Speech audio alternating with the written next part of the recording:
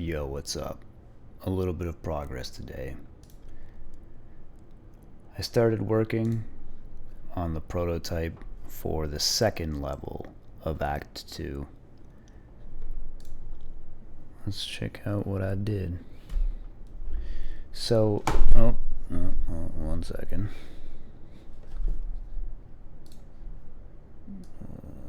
There you go.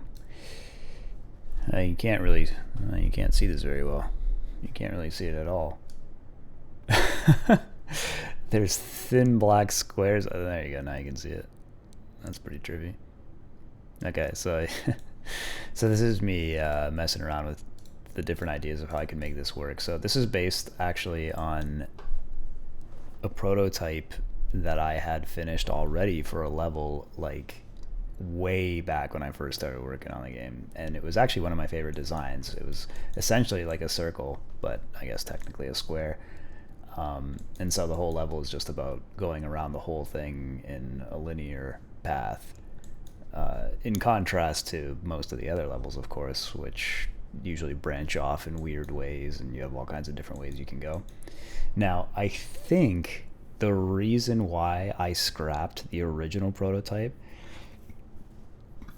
was because I didn't like having a big gap in the middle. I thought artistically it might look weird, like how do you cover it up? I don't know. But here I'm thinking it can work, even though it's going to be like an absolutely massive room. I think this can work by simply having a really big room in the middle, and I think I can also just make it smaller by using some props to block out some of the space more as well. So I'm gonna have to play around with it, and I only just got started on this. I was figuring out how the geometry should work exactly, but I'm pretty happy with it now. One of my main pillars of design for making these levels is making sure there's always multiple optimal paths you can take. I always want there to be at least two, if not three or four. And in this one, I'm thinking I might put doors on almost...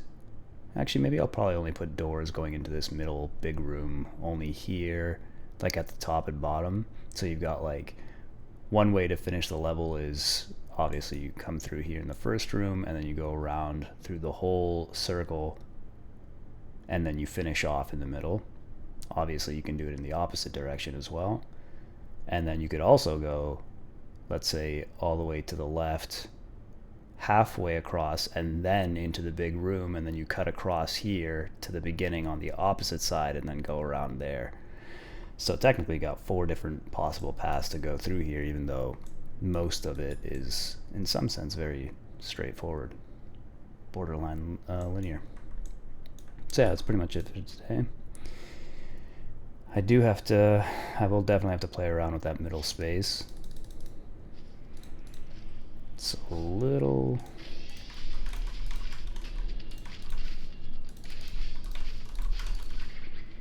Oops. There's only the 2 rooms with enemies in it. But yeah, you come in here and like, it's pretty huge, but like it's... I don't know, I think relative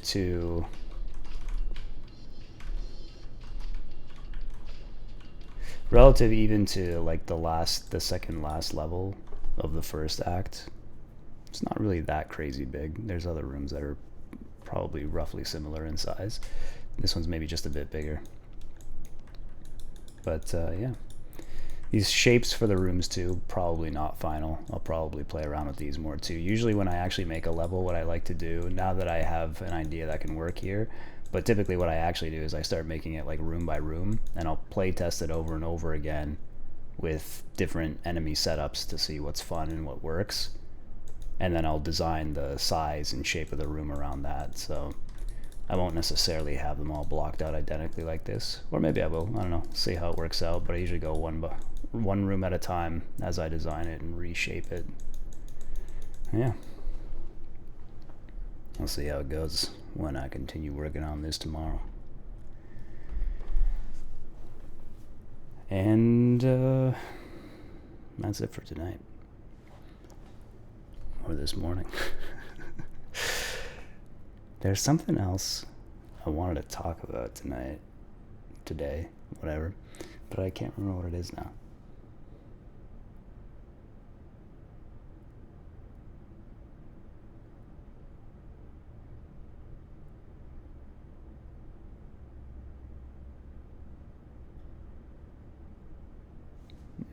can't remember.